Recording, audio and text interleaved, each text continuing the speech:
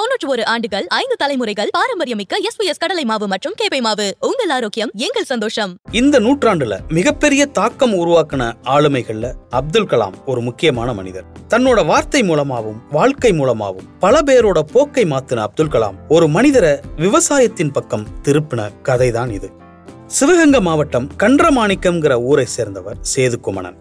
கல்வியாளர், உலகம் சுற்றும் மனிதர், கவிஞர், உலகெங்கும் இருக்கிற படைப்பாளிகளை தமிழால இணைக்கிற மொழி செயற்பாட்டாளர்னு பல அடையாளங்களை கொண்ட இவர் தன் ஊரை ஒட்டி இருக்கிற விசாலயன் கோட்டைங்கிற பகுதியில கருவேலங்காடா கிடந்த 300 ஏக்கர் கரம்பை காட்ட வேம்பு, அத்தி, மா, பூவரசு, வாகன்னு மண்ணுக்கேத்த மரங்களால பசுங்காடா மாத்திருக்கார். வணக்கம், நான் சேது குமணன். கன்றமாணிக்கம் கிராமத்தில் அப்பா ஹெட்மாஸ்டராக இருந்தார், எலிமெண்ட்ரி ஸ்கூல். அங்கேருந்து முடிச்சுட்டு ஒக்கூர், அங்கே 11வது வரைக்கும் தமிழாசிரியராக இருந்தார். எனக்கு சிவகங்கை மன்னர் கல்லூரியில் பிஎஸ்சி மேத்தமெட்டிக்ஸ் கணிதவியல் படிச்சுட்டு வேலை தேடி சென்னைக்கு புறப்பட வேண்டிய சூழல். வீட்டில் படுத்திருக்கையில் அப்பா திட்டினார், படிச்சுட்டு இப்படி படுத்து கிடக்குறானே அப்படின்னு சொல்லி. அது திட்டையில் மத்தியான நேரத்தில் அம்மாவையும் சேர்த்து திட்டினதுனால அன்றைக்கி சாயங்காலமே லாரி ஏறி சென்னை மாநகரம் போய் சேர்ந்தாச்சு. அம்பத்தூருங்கிற இடத்துல எங்கே படுக்கிறது எங்கே இருக்கிறதுன்னு கூட தெரியாத ஒரு சூழல். அப்படி தான் சின்ன சின்ன வேலைகள்லாம் அம்பத்தூர் எஸ்டேட்டில் வேலை பார்த்துட்டு சின்ன பெட்டி கடை ஒன்று வச்சு ரயில்வே ஸ்டேஷனுக்கு முன்னாடி அங்கே வாழைத்தாறு எல்லாம் போய் அப்போல்லாம் இப்போ கோயம்பேடு, இப்போ அதுக்கு முன்னாடி கொத்தவால்சாவடி, அங்கேருந்து லாரியில் வாழைத்தாரெலாம் தூக்கி போட்டு கழுத்தில் 2 கழுத்தில் ஒன்று நடுவில் ஒன்று போட்டு லாரியில் ஏற்றி விட்டு அப்படியே பெட்டி கடை ஆரம்பித்து நடத்தினது தான். அதிலிருந்து அப்படியே ஒரு சின்ன ஸ்கூலில் ஒரு கணித ஆசிரியராக போய் சேர்ந்தேன். அப்புறம் பிஎட் படித்தோம். கடைசியாக நம்மளே ஏன் ஒரு பள்ளிக்கூடம் ஆரம்பிக்கக்கூடாது அப்படின்னு சொல்லி ஒரு டுட்டோரியல் ஆரம்பித்தபடி அப்படியே ஒரு பள்ளிக்கூடம் ஆரம்பிச்சாச்சு. அது குடிசை, 350 ரூபா குடிசையில் 8 மாணவர்களை வச்சு ஆரம்பித்து நம்ம தான் வாட்ச்மேன், டிரைவர், ஆயா இந்த மாதிரிலாம் பார்த்தோம். இன்றைக்கி 8000 பேர் படிக்கக்கூடிய பள்ளியாக உருவாகி ஒரு 28 கண்ணு தெரியாத பிள்ளைங்க படிக்கிறாங்க, 300 அப்பா அம்மா இல்லாத பிள்ளைங்க படிக்கிறாங்க. ஸோ அந்தந்த ஆர்ஃபனேஜில் போய் பஸ் நிற்கும், அதில் ஏறி படிச்சுட்டு யார் ஆர்ஃபன்னே தெரியாத அளவுக்கு பிள்ளைங்களோட பிள்ளைகளாக இருந்துட்டு போயிட்டுருக்காங்க. 2000 ஒரு பெண்கள் கல்லூரி, ஜப்பான் சோகா இக்கெடா மகளிர் கல்லூரின்னு ஜப்பான் போயிட்டு வந்ததுனால அந்த இக்கெடாங்கிறோடைய கவிதை எனக்கு பிடிச்சதுனால அந்த கல்லூரி ஆரம்பித்தோம். இன்றைக்கி ஜப்பானோட நெருங்கிய தொடர்பு. ஜப்பானிய பெண்கள் 2 பேர் பேராசிரியர்களாக வேலை பார்க்குறாங்க. நம்ம குழந்தைங்க 2 பேர் ஜப்பானுக்கு போகிறாங்க. அங்கேருந்து 2 குழந்தைங்க 6 மாதத்துக்கு இங்கே படிக்க வர்றாங்க. ஸோ இப்படிலாம் சந்தோஷமாக இருந்துக்கிட்டு இருக்க நேரத்தில் தான் அப்துல் கலாம் ஐயாவை சந்திக்க வேண்டிய ஒரு சூழல் வந்தது. அவங்களுக்கு ஒரு கவிதை எழுதி அனுப்பிச்சேன். அவங்க உடம்புல போட்டிருக்க எல்லாம் காசு, மூச்சு காற்றுக்கு என்ன கொடுத்து விட்டோம் அப்படின்னு. அந்த கவிதையை ஃபேக்ஸில் தான் ஸ்கூல்லேருந்து அனுப்பிச்சேன். அப்படியே லடாக் போயிட்டேன். லடாக்கில் இருந்து 2வது நாள் ஒரு ஃபோன் வருது, நான் அப்துல் கலாம் ஐயா செக்ரட்டரி பேசுகிறேன், நீங்கள் தயவுசெய்து டெல்லி வரையில், நாளைக்கு டெல்லி வர்றீங்க, நாளைக்கு ஐயாவை பார்க்குறீங்க, மத்தியானம் ஐயா ஓட்ட தான் உங்களுக்கு சாப்பாடு அப்படின்னு சொன்னாங்க. ஸோ அங்கே பயந்துக்கிட்டு போனேன். ஆனால் அற்புதமான வரவேற்பு. ஐயா உட்கார வச்சு அன்போடு பேசினாப்புல, ரொம்ப அன்பாக பேசினாப்புல. ஸோ நான் எழுதின மலேசிய மணிமகுடம், இதயத்துள்ள சிறைல், மாசத்தி கெடா, மெக்சிகோவில் தமிழ் கவிதை, இந்த நூல்லாம் கொடுத்தேன். ஐயா அவருடைய நூலை கொடுத்து படிக்க சொன்னார். இப்படி படிக்கல. ஐயா கேட்டாப்புல, கவிதையை மட்டும் படிச்சுட்டு சென்னையில் என்ன பண்ணுவீங்க அப்படின்னு கேட்டார். இல்லைங்கய்யா, நான் ஒரு பள்ளிக்கூடம் வச்சுருக்கேன் அப்படின்னேன். இங்கிலீஷ் மீடியமா? ஆமாயா அப்படின்னு சொன்னேன். அப்படின்னா எனக்கு தயவுசெய்து பிள்ளைகள்கிட்ட அதிகமாக காசு வாங்கிடாதீங்க அப்படின்னு சொன்னாப்புல. ஐயா அந்த கவிதைன்னா வெயிலில் வேர்க்க நடந்து வயக்காட்டில் வேர்வையோட்ட போய் வேப்ப மரத்து கீழே நிற்கல எவ்வளோ சந்தோஷமாக இருக்கும், அந்த சந்தோஷம் இருக்கணுமையா ஒரு கவிதையிலையும். யாரையும் இன்ஜெக்ட் பண்ணுற மாதிரி கவிதை எழுதிடக்கூடாதியா அப்படின்னு இந்த அம்மா கவிதை, ஜப்பானிய கவிஞர் டாக்டர் இக்கெடா எழுதின கவிதையை படித்தார். ஒரு தவணை படித்தார், 2வது தவணை படித்தார், அப்படியே எந்திரிச்சிட்டார். 3வது தவணை அப்படியே படிச்சுக்கிட்டே பக்கத்தில் இப்படி தான் இருக்கணும் கவிதை அப்படின்னு சொல்லி ஒரு 3 ஃபோட்டோ எடுக்க சொல்லி நான் சென்னை வர்றதுக்குள்ளேயும் புகைப்படத்தை அனுப்பிச்சி வச்சுட்டாப்புல. அப்புறம் 2வது தவணை நாங்கள் 2 பேரும் தைவானில் மீட் பண்ணிக்கிட்டோம். திருக்குறளை தங்கத்தில் ஒரு பக்கமும் வெளியிடுற மாதிரி, தங்கத்திலே திருக்குறள், அடுத்த பக்கத்தில் தைவான் மொழியில். ஸோ அந்த புத்தகத்தை வெளியிட்டுள்ள போது தான் கூப்பிட்டு சொன்னாப்புல, ஐயா நீங்கள் கிராமத்துக்கு போகணும், மரம்லாம் நடணும், கட்டாயம் உங்களால் செய்ய முடியும், சென்னையிலே இருக்க வேண்டாம், நான் அந்த இடத்துக்கு வர்றேன், கிராமத்துக்கு வர்றேன், கிராமம் தான் எனக்கு ரொம்ப பிடிக்கும் அப்படின்னு சொன்னார். அவருக்காக இங்கே கொஞ்சம் கொஞ்சமாக இடம் வாங்கி இன்றைக்கி கிட்டத்தட்ட 300 ஏக்கரில் கலாம் கவி கிராமம் அப்படின்னு கவிதையால் தான் ஐயாவோட்ட சேர்ந்தோம் அப்படிங்கிறதுக்காக இந்த பேரில் ஆரம்பிச்சிருக்கோம். சப்போட்டா, நெல்லி, வாட்டராப்பிள், மா, நாவல்னு பல மரங்களும் நிறைஞ்சிருக்கிற அந்த பசுங்காட்டுக்கு மத்தியில் ஒரு வேளாண் கல்லூரியையும் நிறுவியிருக்கார். காய்கறிகள், மலர்கள் ஒருபுறம், தேன் வளர்ப்பு ஒருபுறம், இயற்கை இடுபொருள்கள் தயாரிப்பு ஒருபுறம்னு பரபரப்பா இயங்குற இந்த தோட்டத்துக்கு கலாம் கவி கிராமம்னே பேர் வச்சிருக்காரு. கென்யாவில் நம்ம நண்பர் வந்து பெரிய லெவலில் 1500 கோடி டேர்ன் ஓவர் பண்ணுறாப்புல. சார்ட்டர்ட் ஃப்ளைட்டில் 80 நாட்டுக்கு வந்து ஃப்ளவர் ஏற்றுமதி பண்ணுறாப்புல. கொரோனாவில் 20% அதிகமாக சேல்ஸ் பண்ணியிருக்காரு. ஸோ இப்படி ஒரு நண்பர் சந்தித்தோம். அவங்களுடைய பண்ணையை போய் பார்க்கல 10,500 பெண்களுக்கு வேலை கொடுத்துருக்காரு கென்யாவில். ஸோ நைரோபியில் ஃபேன் கிடையாது, ஏசி கிடையாது. கடவுள் வெளியில் ஏசி போட்டிருக்கனால அந்த நாட்டில். எத்தியோப்பியாவில் 10 ஃபார்ம் வச்சுருக்காங்க.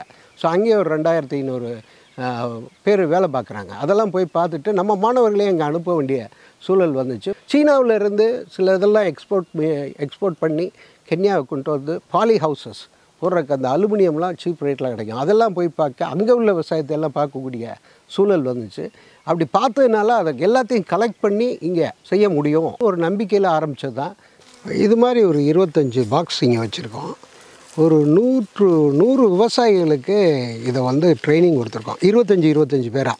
ஸோ அந்த 25 பேராக பண்ணனால அவங்களுக்கு ஒரு இது வந்து கோல்டன் டியூன்னு சொல்லி நாங்கள் நேம் வச்சுருக்கோம். இது வரைக்கும் 40 கிலோ எடுத்திருக்கோம். ஸோ ஒரு பாக்ஸில் கிட்டத்தட்ட ஒரு 4 கிலோலேருந்து 5 கிலோ வரைக்கும் எடுக்க முடியும். இது வந்து விவசாயிகளுக்கு மிகப்பெரிய, இந்த ஏரியா விவசாயிகள் மிகப்பெரிய பலன் அடைஞ்சிருக்காங்க. ஸோ இவங்களுக்கு நாங்கள் ஃப்ரீயாகவே செஞ்சு கொடுத்துருக்கோம். பாலினேஷனுக்கு ரொம்ப ரொம்ப முக்கியம். ஒரு தென்னந்தோப்பில் இதை வச்சாச்சுன்னா தேங்காயுடைய பெருக்கம் அதிகமாக இருக்கும், அதிகமான இளநீர் கிடைக்கும். ஸோ அதே மாதிரி வேப்ப முத்துக்கள், அதிகமான வேப்ப முத்துக்கள் கிடைக்கிது. வேப்ப அதுக்குள்ள வைக்கல. ஸோ இப்போ எங்களுக்கு வந்து உள்ளுக்க போய் பார்த்தீங்கன்னா ஒரு வாட்டர் ஆப்பிள் வந்திருக்கு. இந்த ஹனிபி இருக்கிறதுனாலே வாட்டர் ஆப்பிள் அவ்வளோ காய் காய்ச்சிருக்கு. வருஷத்துக்கு 2 தடவை காய்க்கிற மாதிரி இருக்குது. ஸோ 40 கிலோ 40 ரூபாய்க்கு மேலே போகுது, 80 ரூபா வரைக்கும் போகுது. ஸோ அது பெரிய வருமானம் விவசாயத்துக்கு. இந்த வறட்சியான பூமியில் கொடைக்கானலில் வரக்கூடிய அந்த வாட்டர் ஆப்பிள் வந்து இங்கே வந்துட்டுருக்கு. 248 மரங்கள்ல இருந்து இங்கே வந்து 10,000க்கு மேற்பட்ட வேப்ப மரத்தை உருவாக்கி வச்சுருக்கோம். ஸோ இந்த வேப்ப மரத்தில் என்னால் என்ன பெனிஃபிட் கிடைக்கிது அப்படின்னா, இப்போ பார்த்தோம் நம்ம ஹனிபி இங்கே ஒரு 10 பாக்ஸுக்கு மேலே இருக்குது, மொத்தம் 30 பாக்ஸுக்கு மேலே இருக்குது. இதில் உள்ள இலையிலேருந்து நம்ம வந்து சுகருக்கான மாத்திரை தயார் பண்ணிகிட்ருக்கோம். அது வேறு நாட்டுக்கெல்லாம் போயிட்டுருக்கு. சுற்றி ஃபென்சிங் ஃபுல்லாகவே வேப்ப மரம் இருக்குது. ஸோ ஒரு வேப்ப மரத்துலேயும் பார்க்கையிலாம் ஐயாவுடைய நினைவுகள், அப்துல் கலாமையோடைய நினைவு தான் வந்துட்டுருக்கோம். விவசாயத்தோட வேர்னா அது கால்நடைகள் தான். கால்நடைகள் அற்றுப்போனது தான் விவசாயத்தோட வீழ்ச்சிக்கு காரணம்னு எல்லாரும் சொல்றாங்க. சேதுக்குமணன் ஒரு நாட்டு விலங்குகளோட காப்பகத்தையே தனது கலாம் கவி கிராமத்துக்குள்ள வச்சிருக்காரு. 3 ஒட்டகங்கள், 11 மஞ்சு விரட்டு மாடுகள், 30 கறவை மாடுகள், 62 இழுவை மாடுகள், 9 எருமை மாடுகள், 50 செம்மறி ஆடுகள், 22 வெள்ளாடுகள், 9 பன்றிகள், 38 நாட்டு குதிரைகள், 4 நடன குதிரைகள், 9 கழுதைகள், 25 வாத்துக்கள், வெவ்வேறு வகையான 20 நாட்டு நாய்கள், பூனைகள், 250 கோழிகள், 1200க்கும் மேற்பட்ட புறாக்கள்னு ஒரு குட்டி உயிரின காப்பகம் போல இருக்கு இந்த பகுதி. இப்போ நம்ம செல்ல பிள்ளைங்க இருக்க இடத்துக்கு போக போகிறோம். கொஞ்சம் இன்ட்ரெஸ்டிங்காகும், குழந்தைகளுக்கெல்லாம் பிடிக்கும், உங்களுக்கும் பிடிக்கும். வாங்க பார்க்கலாம்.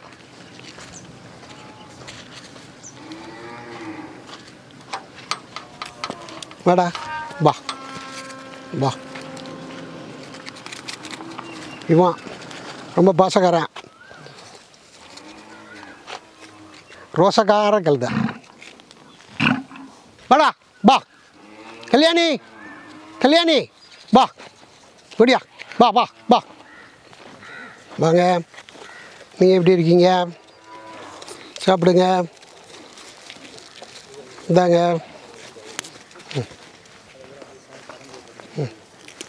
சாப்பிட்றியா? All the best, thank you. இவங்களாம் ரொம்ப பாசக்காரங்க. இவங்க வச்சுருக்க பாசம் அளவிட முடியாத பாசம், பாசக்காரவங்க.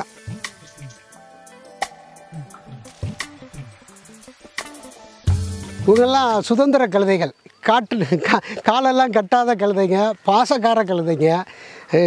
பேர் தான் கழுதை, ஆனால் வந்து ரொம்ப பாசம், ரொம்ப ரொம்ப பாசம். இவங்க ஒரு 100 பேர் வளர்க்கணும்னு ஆசைப்பட்டு ஒரு 10 பேரை வச்சுருக்கோம் இங்கே. ஸோ இவங்கள்ட்டேருந்து காஸ்மெட்டிக்ஸ் நிறையா கிடைக்குது, இவங்கள்ட்டேருந்து அற்புதமான வருமானம் கிடைக்குது. இவங்களை வச்சு விவசாயம் பண்ணிகிட்ருக்கோம். இவங்களுடைய சாணத்திலேருந்தும் விவசாயம் பண்ணுறோம்.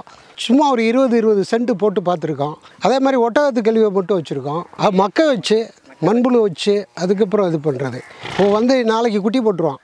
கழுதையினுடைய கழிவுகளை வச்சு கீரை பயிரிட்டு பார்த்தோம். நல்லா பசுமையாக வந்திருக்கு. அது ஆராய்ச்சிக்குரியதாக R&D பண்ணிகிட்ருக்கோம், ரிசர்ச் அண்ட் டெவலப்மெண்ட்டு. குதிரை தான் இது. குதிரையிலே கொஞ்சம் நாட்டு குதிரை. இங்கே ஒரு 40 இந்த மாதிரி குதிரை இருக்குது. ஏன்னா காட்டுக்குள்ளே இருக்கோம், பிள்ளைகளுக்கு ஒரு எனர்ஜி கிடைக்கணுங்கிறதுக்காக, குழந்தைகளுக்காகவும் விவசாயிகளுக்காகவும் ஒரு நம்பிக்கை, இவங்களை பார்க்க ஒரு நம்பிக்கை கிடைக்கும். ஸோ அதுக்காக தான் இதை வச்சுருக்கோம். ஸோ இது ஓப்பனாக தான் இருக்குது, இங்கே அடைச்சி வச்சுக்கிறதே இல்லை. ஸோ எல்லாம் இப்போ ஒரு குட்டியெல்லாம் போட்டிருக்கு. இதை வச்சும் விவசாயம் பண்ணிகிட்ருக்கோம். ஸோ இந்த விவசாயம் எல்லாமே வந்து R&Dயில் பண்ணிகிட்ருக்கோம். வாடாப்பா வா. இவங்க வந்து நமக்கு ஃப்ரீ சர்வீஸ் பண்ணுறாப்புல, ஒரு செலவும் இல்லை, ஒரு 50 ரூபா கூட செலவு இல்லை. இவங்க வந்து நம்ம வேப்ப மரம் இருக்குல்ல, அதெல்லாம் வந்து ஆள் வச்சு பண்ணோம்னா கிட்டத்தட்ட 450-500 ஆகும். இவங்க கட்டி வச்சோம்னா ஒரு நாளைக்கு 3 மரத்தை க்ளீன் பண்ணிடுவாப்புல. அவங்க ஹைட்டுக்கு க்ளீன் பண்ணி கொண்டு போயிடுவாப்புல. இவங்க வந்து ராஜஸ்தான்லேருந்து வந்தது தான், வாங்கி அதுக்கப்புறம் இங்கே கொண்டு வந்தோம். ரொம்ப ரொம்ப ரொம்ப பாசம், டிசிப்ளின். ஆமாம், டிசிப்ளின், ரொம்ப டிசிப்ளின். நீங்கள் கூட வந்து அதை தொட்டு பேசலாம், குழந்தைகளுக்கெல்லாம் ரொம்ப பிடிக்கும்.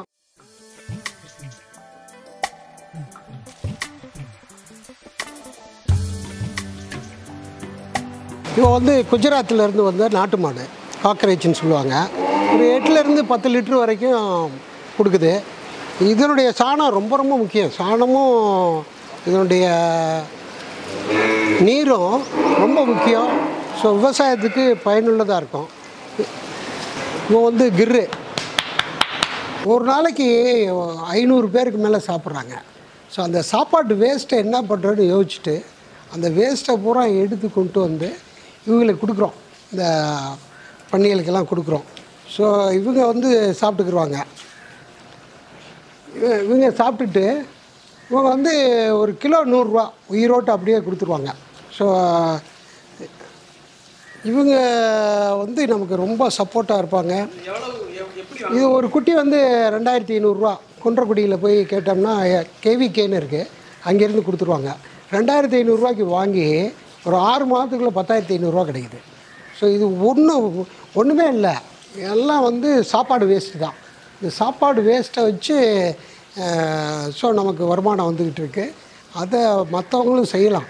கழுதை, குதிரை, எருமை, நாட்டு மாடு, கோழி, வாத்துன்னு கால்நடைகளோட கழிவுகளை தனித்தனியா பயன்படுத்தி இயற்கை இடுபொருட்கள் தயாரிக்கிறாங்க. கீரை, காய்கறி பயிர்களுக்கு பயன்படுத்தி எது விளைச்சலை அதிகரிக்குதுன்னு ஆராய்ச்சியும் இங்க நடக்குது. காளான் வளர்ப்பும் இங்க நடக்குது. அதுல சேர்ற கழிவுகளையும் உரங்கள்ல பயன்படுத்துறாங்க. கொம்பு சாணம்னு ஒரு நுண்ணுயிரி வளர்ப்பு முறையும் இங்க பயன்பாட்டுல இருக்கு. சாண முட்டை உரம்னு ஒரு பாரம்பரிய உர வகையும் இங்க தயாரிச்சு பயன்படுத்துறாங்க. கடல்ல கடற்பாசி வளர்த்து அதை வச்சும் ஒரு பயிர் ஊக்கி தயாரிக்கிறாங்க. இந்த உர தயாரிப்பு முறைகளை சிவகங்கை மாவட்டத்தில் உள்ள விவசாயிகளுக்கும் கற்றுக் கொடுக்குறாங்க. இது ஜீவாமிர்தம், பயறு, கோமயம், சாணி இதை வச்சு இது பண்ணோம்னா இது பஞ்சாமிர்த ஸ்மெல் வரும். இது பார்க்கத்தான் இப்படி இருக்கும்.